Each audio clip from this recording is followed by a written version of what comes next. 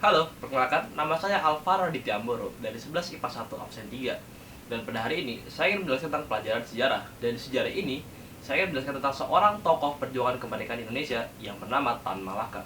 Mari kita mulai. Jadi, siapakah Tan Malaka itu? Tan Malaka lahir pada tanggal 2 Juni 1897. Tan Malaka memiliki nama lengkap yaitu Ibrahim Datuk Sultan Malaka. Tan Malaka dibesarkan di keluarga yang Islamis. Ayahnya bernama H.M. Rashad yang bekerja di perkebunan teh, dan ibunya bernama Rangkayo Sina yang berasal dari seorang keluarga terpandang di desa itu. Pada usia 16 tahun, Tan Malaka diberi dua pilihan oleh orang tuanya, yaitu mengambil gelar bangsawan dari ibunya atau dijadikan oleh seorang gadis yang ada di desa itu. Tan Malaka memilih opsi pertama, yaitu mengambil gelar dari ibunya. Sehingga Tan Malaka yang masih bernama Ibrahim pada waktu itu berganti nama menjadi Ibrahim Datuk Sultan Malaka, yang kemudian akrab dikenal dengan Tan Malaka hingga saat ini. Tan Malaka menamatkan pendidikannya pada tahun 1913 di Kwek School Bukit Tinggi. Kemudian ia melanjutkan pendidikannya di Rich Kwek School yang berada di Haarlem, Belanda. Saat Tan Malaka belajar di Belanda, ia mulai mengenal komunisme dan Marxisme. Ia mengenal dua hal itu melalui karya-karya seperti Marx, Engels, dan Lenin. Ia kemudian bertemu dengan Henk Snifflet yang merupakan seorang pendiri dari ISDV atau Indonesia Social Democratic Vereniging, yang kemudian berganti nama menjadi PKI di Indonesia. Setelah dari Belanda, ia kembali ke Indonesia dan menjadi seorang guru di perkebunan teh yang berada di Delhi, Sumatera Utara. Di perkebunan teh itulah ia mempelajari tentang bagaimana keluh kesah dan kesulitan para buruh yang ada di perkebunan teh itu. Setelah menjadi guru di Delhi, Sumatera Utara, Tan Malaka bergabung dengan Volksraad mewakili kaum kiri. Di Volksraad ia hanya bertahan selama setahun. Kemudian ia mendirikan sebuah sekolah yang bernama Sekolah Rakyat di Semarang.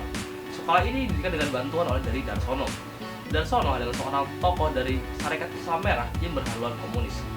Sekolah Rakyat ini memiliki kurikulum yang sama persis dengan semua sekolah yang berada di Uni Soviet. Karena di Indonesia ia dianggap memiliki pengaruh yang sangat radikal, ia kemudian dibuang oleh pemerintah Hindia Belanda ke Belanda. Di Belanda, ia bergabung dengan Partai Komunis Belanda atau CPN, Communist Party of Netherlands. Ia kemudian pergi ke Jerman dan Uni Soviet untuk mempelajari komunis lebih lanjut. Di Uni Soviet, ia mengikuti Komintern atau Konferensi Komunis Internasional yang diadakan oleh sebuah negara yang memiliki haluan komunis. Ia kemudian aktif menjadi agen Komintern Biro Timur dan sempat menjadi perwakilan Komintern bagian Asia Tenggara.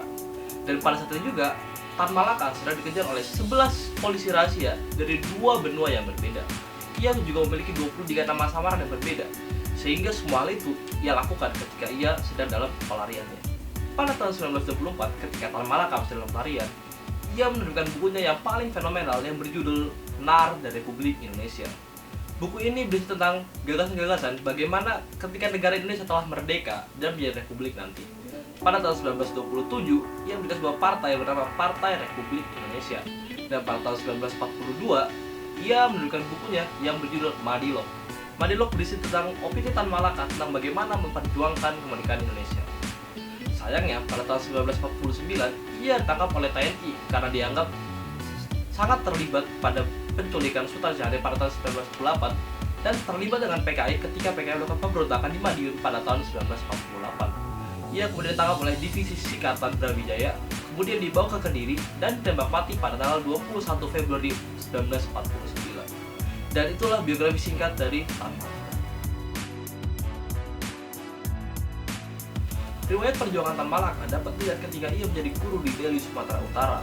Ia kemudian mendirikan sekolah di Semarang yang bertujuan untuk mengedukasi masyarakat di sekitarnya. Ia kemudian menerbitkan berbagai macam buku seperti NAR dari Republik Indonesia, Madilog, Gerpolek, menuju 100% Merdeka. Dan buku-buku inilah yang menjadi gagasan dan masukan bagi para pendiri Indonesia, yaitu Soekarno dan Hatta. Ia kemudian membentuk partai seperti PARI dan Murba, dan dalam partai inilah ia menyampaikan gagasan-gagasannya melalui pidato-pidato. Dan seringkali pidato ini menyulut api perjuangan bagi para pengikutnya. Secara kesimpulan, perjuangan dilakukan oleh Tan Malaka seringkali melakukan jalur diplomasi atau senjata.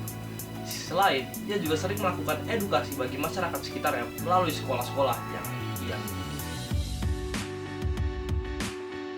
Warisan terpenting dari Tan Malaka bagi Indonesia terdapat dalam bukunya yang berjudul NAR dan Republik Indonesia. Mengapa terdapat dalam buku itu? Karena dalam buku itu telah berisi bagaimana ketika Indonesia telah merdeka dan menjadi republik dan bagaimana cara mengolahnya. Buku inilah yang digunakan oleh Soekarno dalam merumuskan gagasan bagaimana Indonesia nanti, yaitu Republik. Dan gagasan Republik inilah yang digunakan oleh Soekarno dari kemerdekaan hingga saat ini. Nilai kehidupan yang dapat diambil dari Tan Malaka adalah sifatnya yang peduli dan sesama dan pemberani. Sifatnya yang peduli dan sama dapat dilihat ketika ia menjadi guru, menerbitkan berbagai macam buku, mendirikan sekolah, dengan harapan untuk mengedukasi masyarakat yang ada di sekitarnya. Sifatnya pemberani dapat dilihat dari sikap politiknya yang berani untuk memperjuangkan kemerdekaan, cita-cita dan gagasannya bagi Indonesia. Kedua sikap inilah yang paling tampak dan sangat dominan dalam karakter Tan Malaka. Dan dua sifat inilah yang patut untuk diketahui dan dimaknai dari sosok Tan Malaka. Nama saya Alvaro Aditya. Sekian.